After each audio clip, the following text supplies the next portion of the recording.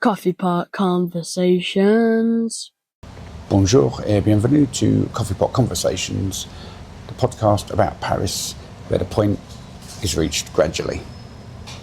This is episode 5.3, King Louis XIV, part 1. It's about the Sun King. Not going to go too much in depth on this one, but pretty much I do shut it down just as we're talking about the French wars of religion.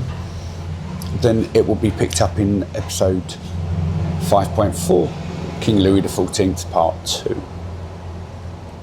I'll probably repeat this in the coming up section. Anyway, before heading to the news, I want to go over a couple of points with my trusty post-it note. See, I kept all the secrets away. So, first of all, I had an email from Netflix telling me that Marie Antoinette, the film with Kirsten Dunst, is back on Netflix. So that's great. I'll be watching that over the next day or two. I'm sure I've seen it before, but I don't remember all of it. So I kind of know how it ends. Also, just to say, I have now booked my trip for Paris for season 6. That's going to be happening in May. Reason being, Nev's going away on holiday for a little break, and I thought I'll take that time. It's called my Paris Days, so it's Wednesday to Friday, and I'll be there. I can't decide where to stay. I know sort of what I want to do, but just narrowing it down, I may just pick a cheap hotel, as I normally do, and travel around, hit my coffee spots, and just take it from there. That's the awkward part. I've still got a couple of arrondissements that I've not stayed in. Generally the more expensive ones, but I'll try and break through that. Anyway, that's season 6. All right. Also, with season 6, which I was going to keep for coming up, but season 6 is going to contain some of what I've recorded for season 5 because of these breaks. I really should keep this for the coming up section, so I'm going to stop there. But two things. One is using Google Keep. I've moved off my iPhone onto an Android, which is what I'm using to record now. I really do need to find a camera where the lens is right in the middle of the screen, so I'm just looking at the screen rather than the camera. Although I've got a nice bit of oomph on this. Now I'm just thinking, a bit of background music there. It's my favourite shop in Clapton. And now we've got a bit of music. Oh, yeah, music, that's the point. I've started looking at musical development, just for my own personal development, because you know what I'm like, I have a project, got to keep pushing myself. So I'm now looking at music, not a Press Maxim style of music by any stretch. This is more computer generated stuff. But so that was the whole Google Keep thing, which I've started to use, take notes with. I am moving more over to the Google landscape. I've got a Fitbit, and I've been running once a week-ish, which is quite nice. And I'm now hoping that my noise reduction is working beautifully on the little microphone. Look, just see that? DJI SM Micro connected, or Mini, connected to a little adapter in the phone, which I picked up off Amazon. And I didn't pick it up off DJI, 15 quid, boom. It stops the whole lip sync issues. So, Wallace collection, it was my birthday a couple of weeks back, on the 50th, it was for my 50th, and we're doing 50 things for my 50th, and one of them is taking the boys to the Wallace collection. I'll be doing that in a week or two. They've got a Caravaggio Cupid exhibition, which I think stops in April. But going on the theme of the Wallace collection, I wanted to mention Barbara Lambesis from episode 2.1, 2.2 of the Wallace Fountain Foundation Society. And she was actually on Crystal Kenny's podcast, La Vie Créative, which is where Claudine Hemingway also appears very often as a frequent regular guest. So give that one a say. That's La Vie Creative with Crystal Kenny, wherever you get your podcasts from. So that is about it. Now I'm going to pass you over to Paul with the news. Paul with the news. Thanks, Paul. First, the political gridlock at the Palais Bourbon has finally broken. After months of wrangling that cost two prime ministers their jobs, the 2026 budget is law. Prime Minister Sébastien Lecornu used special powers to bypass a vote, telling Parliament that the French people refuse this disorder and want a functioning state. The deal, which includes a €6 billion boost to defence, was only possible after a last-minute compromise with the socialists. In the tech world, the French headquarters of Elon Musk's X have been raided. Paris cybercrime prosecutors entered the offices yesterday as part of a widening probe into AI-generated deepfakes and the denial of crimes against humanity. Officials say they are investigating complicity in the spread of illegal content via the platform's Grok tool. On to sport, and American football is officially coming to the capital. The NFL has confirmed the New Orleans Saints will play at the Stade de France later this year.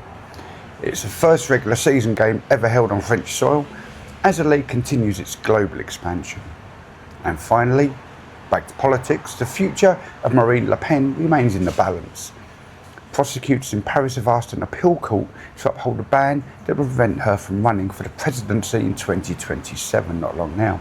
She continues to deny any wrongdoing regarding the use of EU funds. And that's the latest from Paris. My name is Paul and you're pretty much up to date. Now time for this. Coffee pot conversations.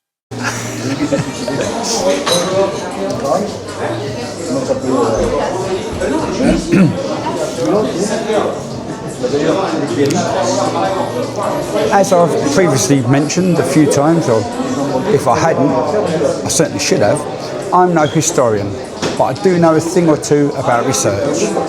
I also know a thing or two about what I enjoy, and that is researching. But researching more about general things, not necessarily history. I like to leave that to the experts, the historians. So, for my research with this history side of this podcast, I've been looking at different aspects of France and French relations, and I've noticed a common factor of King Louis XIV, also known as the Sun King. But what is it that makes this king so popular, or at the very least well known? This has taken me down a long, long road.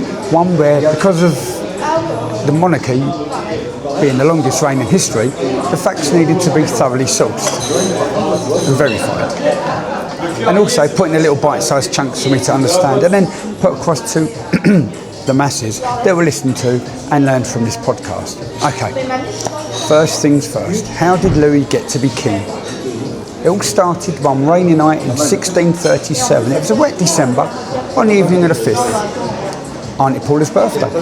Returning from a trip, King Louis XIII and his entourage, including his wife, Anne d'Autriche, the eldest daughter of King Philip III of Spain, and his second cousin bride, Margaret of Austria, took refuge in the Louvre because that's where Queen Anne lived. December the 5th, also his birthday, But anyway, because they'd been travelling from home to home, they'd taken a large part of the furniture with them, and therefore the king did not have a bed as they ran over of unpacking time.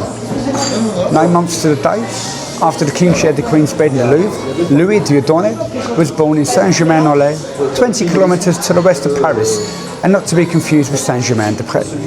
Dieudonné incidentally means God-given, owing to the 23-year period of the royal couple trying unsuccessfully to produce an heir.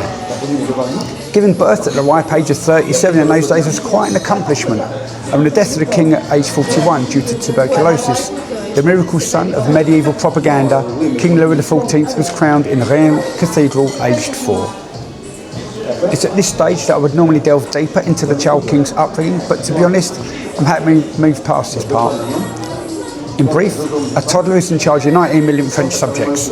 France wasn't in good shape politically or financially, and with King Louis XIV's mother, along with Cardinal Jules Mazarin, also his godfather, ruling France on behalf of the king, things started to go a little whoopsie. Now, for fans of the Three Musketeers, which have a feeling I'll be coming back to in another episode, Cardinal Richelieu, who mentored Cardinal Mazarin, had policies that were all for taxation and centralisation of the monarchy. Pretty much, they wanted to take the powers away from the gentry and place it in the hands of selected citizens who had to be guided under the king's instruction and become his ministers. Italian Mazarin continued working these policies, and as a result, the Parlement of Paris rebelled against him. This showed that the nobles, legal aristocracy, provincial elites, and even the common people could pose a threat to the crown and its authority. Sounds a little bit familiar, just need to wait a few hundred years. This was the Fronde. This was a series of civil war uprisings from 1648 to 1653 that tried to topple the system that was to become the closest to absolutism any king of France had achieved.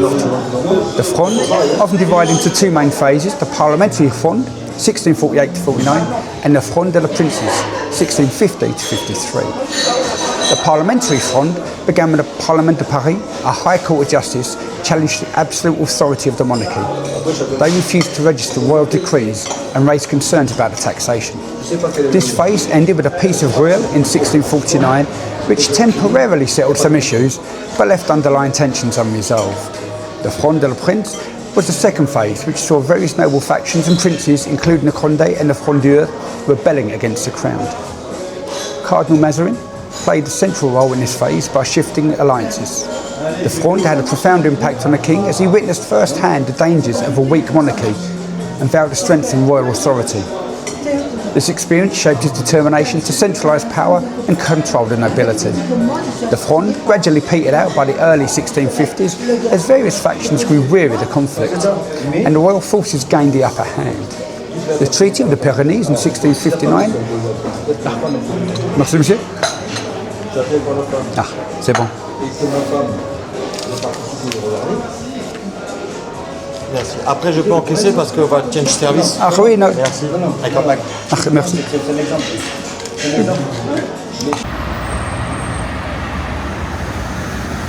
The Treaty of the Pyrenees in 1659 ended an ongoing war with Spain and marked a significant step toward consolidating Louis XIV's power and ending the Fronde for good whilst making France Europe's most powerful kingdom. It was also under this treaty that royal marriage between Louis XIV and Maria Theresa of Austria was agreed upon. As I mentioned earlier, the king's mother was the daughter of King Philippe III of Spain. Maria Theresa of Austria was the daughter of King Philippe IV of Spain. That made the bride and groom first cousins and auntie, mother-in-law, and was a good ally to the new queen. In 1661, after the death of Mazarin, King Louis XIV declared that he would rule without a chief minister. He now viewed himself as a direct representative of God, given the divine right to wield the absolute power of monarchy. This was a time when the sun became the emblem and the image of the omniscient and infallible Sun King became about. His kingdom now revolved around him. It might have been a coincidence, but King Philippe IV, this is King Louis XIV's father-in-law, was known as the Planet King. Off on one of my majestic tangents, it's been a while. King Philippe IV, despite not being a particularly successful king, promoted the arts. He was a collector, and the building and decorating of the Buen Retiro Palace is considered his greatest artistic enterprise. Velázquez and Zurbarán, both Spanish artists, as well as other greats from European countries, all had works hung there. He also hired Peter Paul Rubens, and the Hunt of Meleager, also to be seen in the Buen Retiro Palace, was painted by Paris-trained Nicolas Poussin. These are now housed at the Museo Nacional de Prado in Madrid. This is also where they hold an alternative painting of the Mona Lisa that is housed in the Louvre in Paris. Okay, here comes one more mind-blowing part. Also, in the Museo Nacional de Prado is a painting of King Philippe VI on horseback, painted by Velázquez for the Hall of Kingdoms in Madrid, now the Army Museum. In the European Army Hall, hanging on the wall in the Wallace collection, is the same painting. So keeping this going, there's also a bust of King Louis XIV sitting there in the billiard room. And to top all of this off, the Wallace collection has, naturally, a Wallace fountain right outside the gallery that houses the works collected by none other than Sir Richard Wallace of the Wallace Fountains. And again, this will no doubt be another episode for another season. I'm not sure which part, because I've already covered the Wallace Fountains in episodes 2.1 and 2.2, so it may be the Wallace collection. Or Kings, I don't know. But anyway, there's a lot to unwrap there. So we've got the War of Devolution, and back in the day, borders were different, ownership of countries was different, but taking the land was pretty much the same. However, not all land takings were equal. The local law of land inheritance in parts of Spanish Netherlands meant that the daughters of a first marriage of the monarchy took precedence over sons of future marriages. As King Louis XIV's wife just happened to be the daughter from the first marriage of King Philip IV to Elizabeth of France, rather than the son of the future marriage to Mariana of Austria, parts of Spanish Netherlands transferred from Charles II of Spain during the war. Long story short, as European wars are rarely straightforward, the English joined an alliance with the Dutch and Swiss despite French requesting English support. This was all done between May 1667 and April 1668. Without the assistance of Hugues de Lyon, the Grenoble diplomat, there would have been no diplomatic groundwork for the initiation of war. He became an advisor for foreign affairs when Mazarin became the chief minister of 4-year-old Louis. During the Fronde, Mazarin took flight to Saint-Germain and on to Le Havre, while Lyon acted as his agent in Paris. And as much as I love research, there was some serious amount of mash-up of monarchy over the years, mixing countries and families together in ways that can cause shock and literal gasps of astonishment. In trying to keep this easy to listen to and keep up with it all, I'm going to try my best and keep this short and sweet. King Henry IV, the man on the statue on the bridge, married Maria de Medici. They had 6 children. From these, 2 were King Louis XIII and Princess Isabella of France. Next door, over in Spain, King Philip III married Margaret of Austria. They had 8 children, 2 of whom were Philip IV and Anne d'Autriche.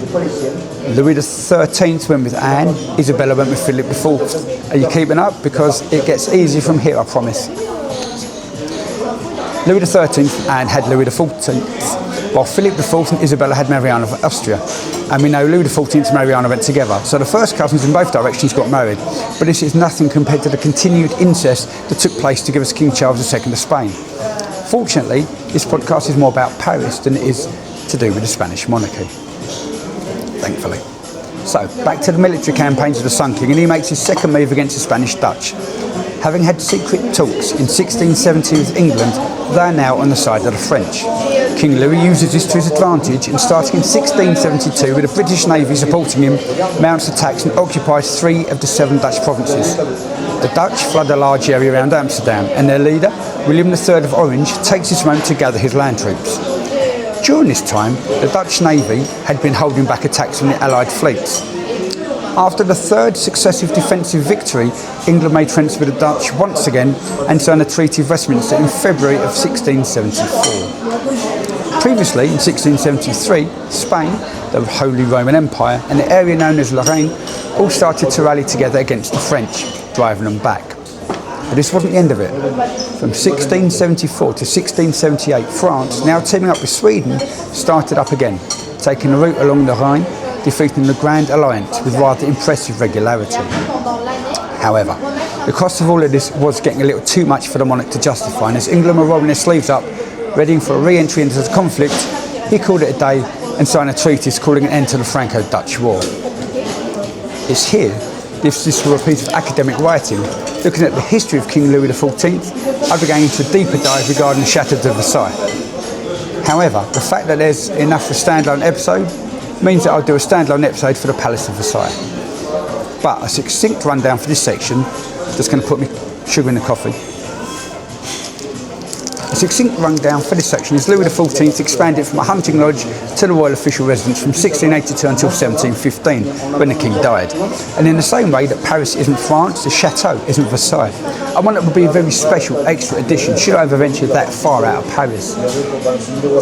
As a graduate of religious studies, I covered the European Reformation in a bit of detail. Need to bear with me on this. Starting October 1517, it had a profound impact all over Western Europe.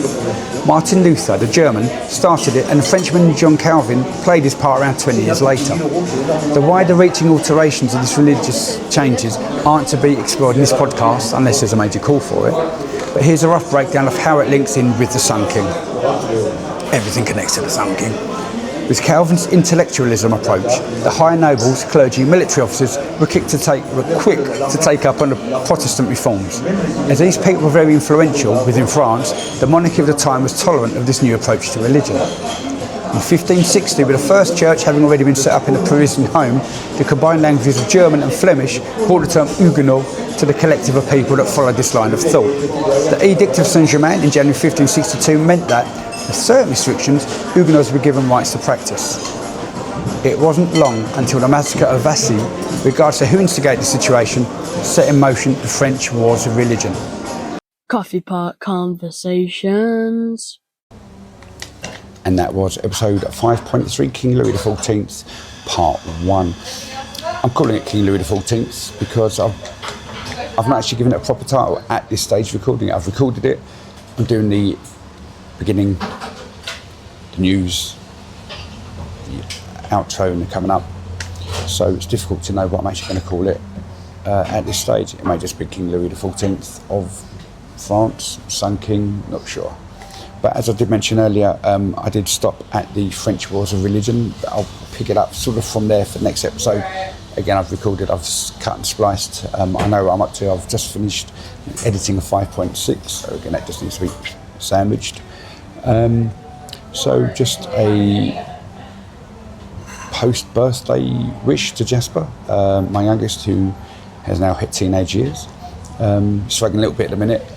Just had to email the school, say he's not coming because he's got a bit of a cough and a cold, which he picked up from rugby training a few days back, where we trained in the rain. It was horrendous. I do want him back fit and healthy, which we're not going to know because at the point of recording this, he's not played or not played on Sunday. Very meta, as is all my recordings. So what I do want to say is call to actions. It's got to be done. Email coffeepot@anenglishmaninparis.blog or the episode number 5.3 @anenglishmaninparis.blog. Tell your friends, spread the word, or tell your enemies. Waste their time. We don't care. We're a happy family show. And now that I have covered Jasper's birthday, it's time for Jasper's jingle. Coming up on Coffee Pot Conversations. And we have King Louis XIV Part 2, which was the second half of this episode. And we've also got Part 3, which was a separate standalone continuation. Originally it was King Louis XIV Part 2, but obviously it's now Part 3, but it's actually Part 2, Part 1, because there's no Part 2 of Part 2, so it's Part 3. Also, carrying on from there is the Académie Française, which I go over. That's a one-parter. Then I think 5 and 6 are split. I don't remember. That's really bad. I should have checked. But yeah, like I said before the conversation, it's going to be split a lot down and spread, not thinly, but bite size. Big bite, big mouth. Got to go dentist again. Anyway, so some of what I recorded in November is going to continue into next season 6, starting in July 2026. But I'm also going, as I said, back to Paris to record some more season 6, which I've not written yet. So some of that may carry on into season 7. It's all complex, all complicated, but it's all good fun. So every second and fourth Tuesday of the month, January through to May, July through to November. I don't need to tell you where to find me because you found me. So that's that. And as time ticks on and the coffee shop gets busy, Rory, it's over to you. Coffee Pot Conversations.